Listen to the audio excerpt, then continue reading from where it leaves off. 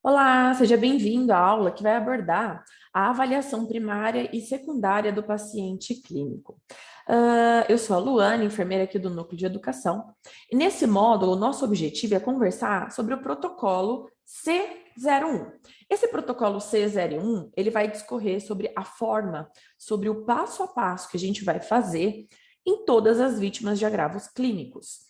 Então, é importante vocês terem em mente que, independente da queixa, sendo ela clínica, a gente vai seguir a mesma sequência. Pode ser um mal-estar, uma dor no peito, pode ter uma suspeita de um AVE, uma hipoglicemia, a sequência é a mesma. É claro que depois, para cada um desses agravos, existem protocolos específicos, e aqui a gente vai conversar sobre a forma geral, a sequência geral que a gente vai utilizar para atender esses pacientes. Então vamos lá. Primeiro detalhe que a gente tem que ter, e isso em todos os cursos, em todos os temas a gente vai falar com vocês, que é a segurança da cena e a utilização do EPI. Isso é primordial, certo? Então, a primeira coisa é pensar se a cena é segura e utilizar os EPIs. Segundo passo, também, independente da queixa do paciente, a gente sempre começa avaliando ele pela responsividade. Ou seja, se eu estou chegando, a cena é segura, eu estou com os EPIs, e esse paciente está conversando, está falando, a gente já entende que ele está respondendo, certo? Porém, para todas as vítimas que a gente chegar e elas estiverem com os olhos fechados, né, deitadas, inconscientes inicialmente, né, nessa primeira percepção, a gente precisa checar a responsividade. Então, a gente toca nos ombros e chama. Se essa vítima responde, a gente vai dar sequência ao atendimento. Porém, se essa vítima não responde, eu preciso considerar a possibilidade de uma possível parada cardiorrespiratória. Então, se ela não respondeu ao meu chamado, imediatamente eu sigo o protocolo de parada. Eu vou checar pulso e respiração. Se ela não tem pulso e não respira, a gente parte para o protocolo de parada. Se ela tem pulso e respira, a gente segue o protocolo que a gente vai apresentar aqui para vocês.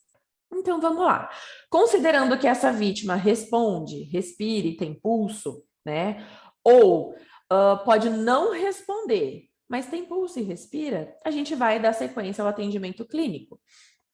E aí, qual que vai ser a nossa primeira prioridade? A nossa primeira prioridade, ela vai seguir a sequência do ABCDE. Então, na letra a gente vai pensar na permeabilidade das vias aéreas. Lembrando que, diferente do trauma, aqui a gente não vai ter a preocupação com o controle manual da coluna cervical. Então, se eu já tenho em mente que é uma vítima clínica, a gente não vai ter essa preocupação.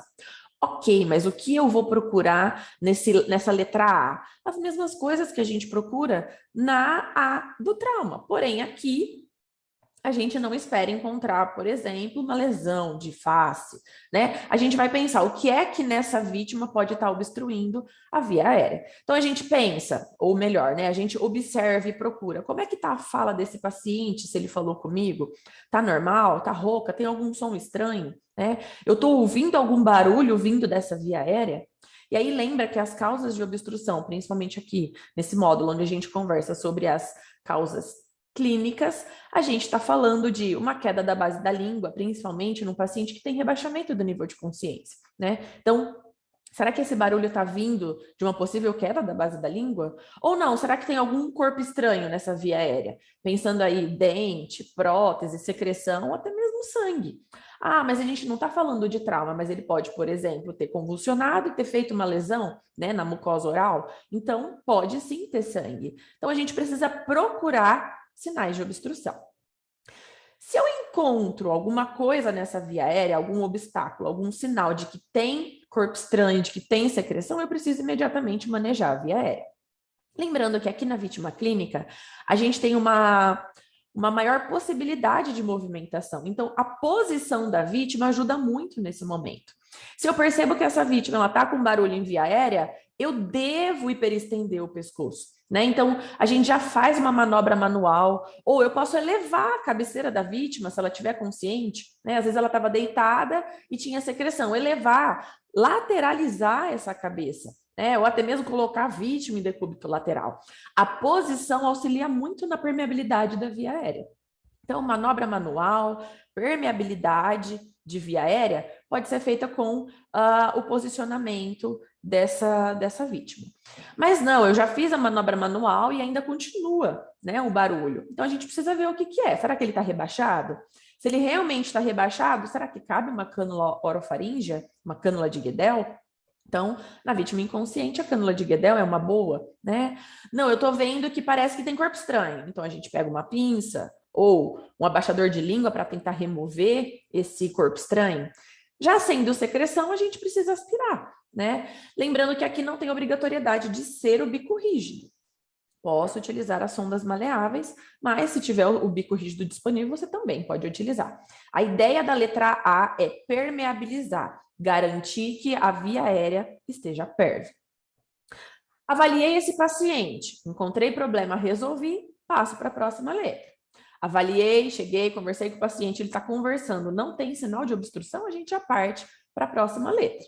Porém, em alguns pacientes, a gente não vai conseguir permeabilizar a via aérea com essas manobras simples. E, por exemplo, né, um paciente que está aí muito rebaixado, que está precisando de cânula orofaríngea, são pacientes que vão precisar de um suporte avançado. Né? E esses pacientes vão precisar de uma via aérea avançada também. E lembrando que, nesses casos, a gente precisa do médico no local para fazer o manejo dessa via aérea. Então, na letra A, o médico vai poder fazer também alguns procedimentos. Intubação orotraqueal, passar os dispositivos extraglóticos, né? Até mesmo a crico. Imagina aí um paciente que fez um edema de glote por uma reação alérgica. Na letra A, de permeabilidade de via aérea, faz parte a gente conseguir garantir esse trânsito. Se o suporte básico não consegue garantir, entra o suporte avançado de vida para poder fazer isso na letra